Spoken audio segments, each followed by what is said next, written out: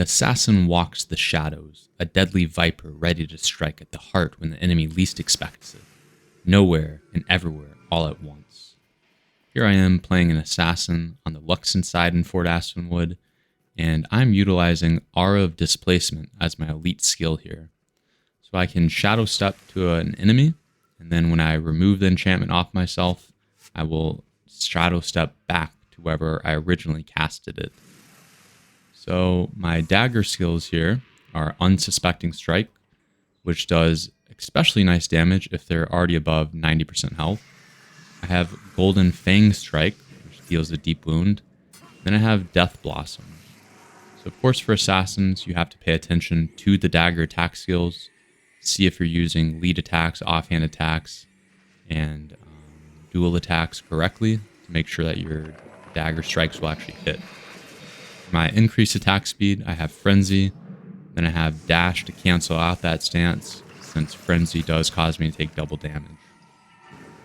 I have Critical Defense, so this allows me to defend against some melee, right? I have a 75% chance to block, and then it renews every time I get a critical strike. And then also I have Sharpened Daggers, another enchantment spell.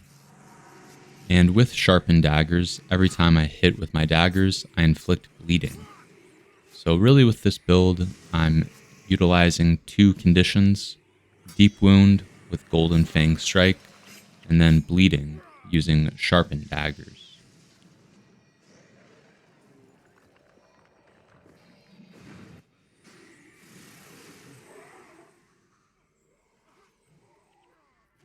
One downside of Aura of Displacement is if I do Shadow Step to an enemy and then they remove my enchantment, then I will be Shadow Stepped back.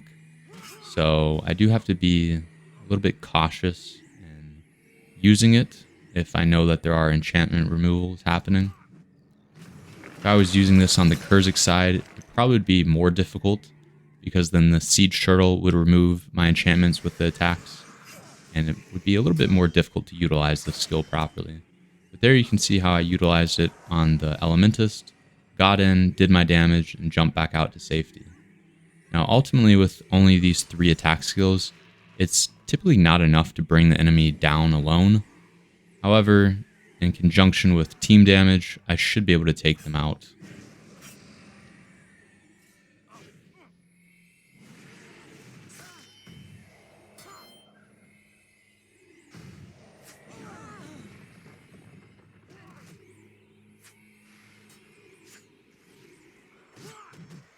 Now this assassin is utilizing Palm Strike, another nice assassin build, old school as well, using Palm Strike.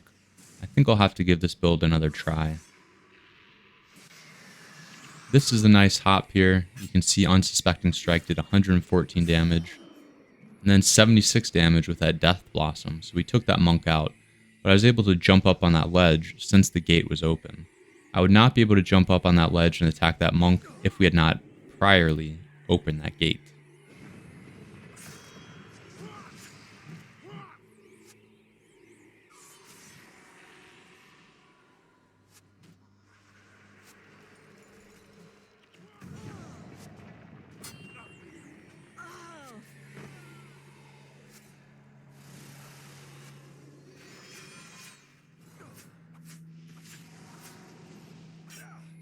There you can see 112 damage because that enemy was above 90% health, so Unsuspecting Strike hits especially hard. Now I'm not being attacked directly by many melee here. If I was, I would try to use my critical defense a little bit better.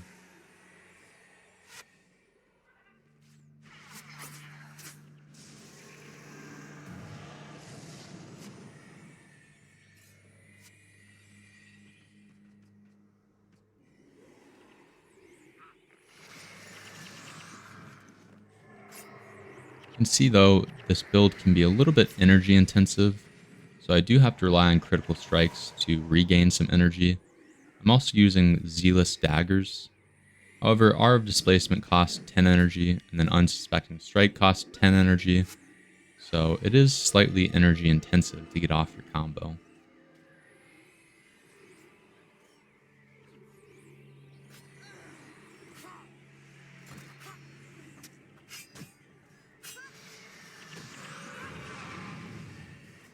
Here you can see how I just avoided that assassin attacking me by shadow stepping to the Kurzick necromancer.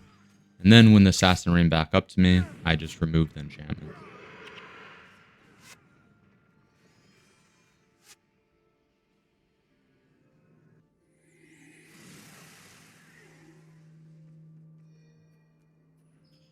So as an assassin, you will die a lot. The assassin's armor is not that strong, and obviously you're jumping yourself right up in enemies' faces to attack them. People target assassins a lot too, and this game does have a lot of anti-melee. However, this shouldn't discourage you, especially in Fort Aspenwood, where you can just spawn, respawn fairly quickly, and just run right back into the battles. So here I'm not letting it discourage me. I'm going to keep on attacking, even though you can see I'm taking some massive damage, and without sufficient healing on my team to really keep me alive, it is hard. I have to be a little bit more strategic and find my way to sneak into the battles, especially using this R of displacement.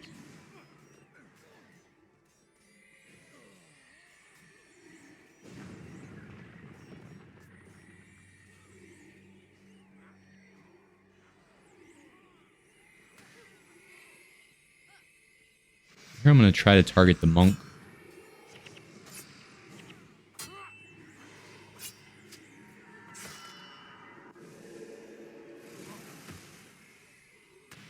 You can see I'm dealing with weakness during this game, blind, insidious parasite, and then just overall damage itself.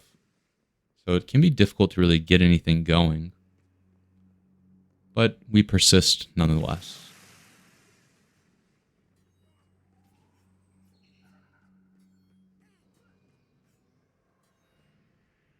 You can also see that I'm not utilizing Frenzy very much in this game, and that is because it seems like every time I'm attacking, I'm also taking damage, so I need to be careful in using that.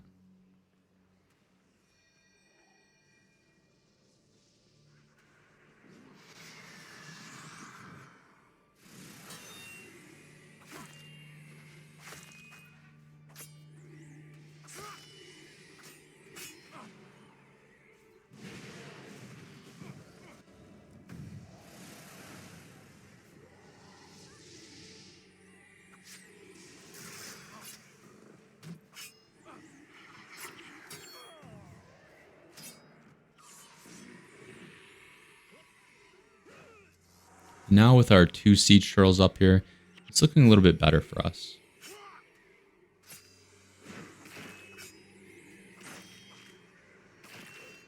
You can see this Kurzick juggernaut is falling pretty quickly, thanks in part to unsuspecting strike and that deep wound that I was able to inflict.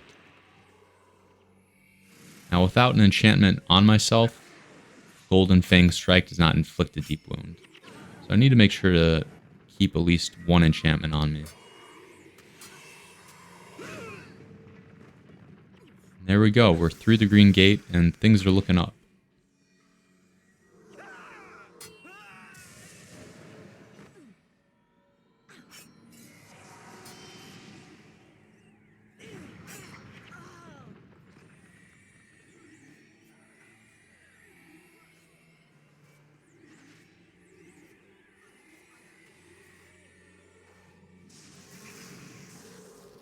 See, as soon as I step forward, I just start taking some massive damage. They target me right away before I can attack their monk or their gatekeepers.